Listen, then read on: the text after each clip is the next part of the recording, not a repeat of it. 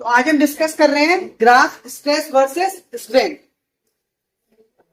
तो स्ट्रेस और स्ट्रेन के ग्राफ के लिए हमने क्या किया है, एक वायर को लिया है, उस वायर को हमने लोड किया है कुछ वेट से, और उस वायर को लोड करने के बाद अनलोड किया है। तो डिफरेंट वेट से वायर को हम लोड करेंगे और अनलोड करेंगे।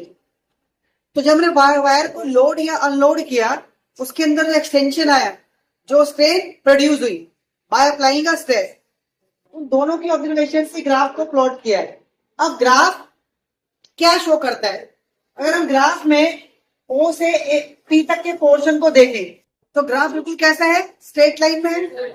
इसका मतलब O से P तक का जो रीजन है वो इंडिकेट करता है कि stress is directly proportional to strain, और स्ट्रेस का डायरेक्टली प्रोपोर्शनल टू स्ट्रेन होना क्या इंडिकेट करता है, हुक्स लॉ। यानी आपका ग्राफ O से P तक हुक्स लॉ को फॉलो करता है, where stress is directly proportional to strain, right? अब आप थोड़ा सा P से बियॉन्ड जाइए और पॉइंट E पे आइए। तो E पॉइंट पर क्या हो रहा है, जहां E पॉइंट पे भी आपका जो स्ट्रेस है वो स्ट्रेन की डायरेक्टली प्रोपोर्शनल नहीं है, ग्राफ आपका स्ट्रेट नहीं है। तो P से A तक का जो रीजन है, P से E तक का जो रीजन है, उसमें stress is not directly proportional to strain.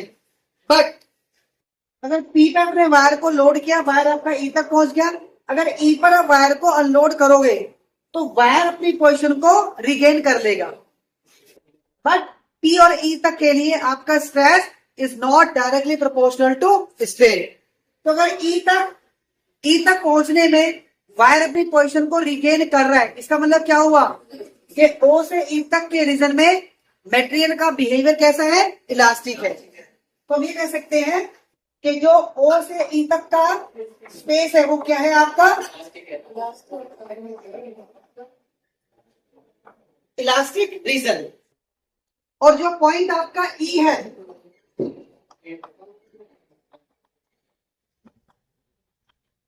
Point E is called elastic limit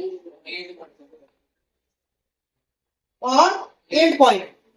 point E को हमने क्या कहा है, इलास्टिक लिमिट या एंड पॉइंट। अब पॉइंट E को इलास्टिक लिमिट हमने क्यों कहा, क्योंकि E तक ही जो वायर अपनी पोजीशन को रिगेन कर रहा है, तो इसलिए इलास्टिक रीजन के अंदर है, इसलिए E पॉइंट क्या होगा, इलास्टिक रीजन।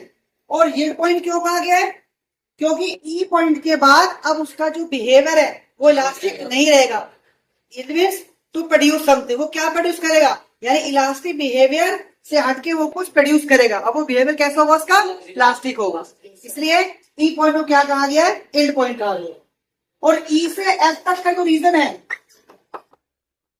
E से F तक का रीजन है, ये कैसा रीजन है आपका, प्लास्टिक रीजन है। क्योंकि इसके अंदर आप जो डिफॉर्मेशन हो रहा है, स्ट्रेन प्रोड्यूस हो रहा है, वायर आपका एक्सटेंडेड हो रहा है, तो वायर अपनी पोजीशन को रिगेन नहीं करेगा।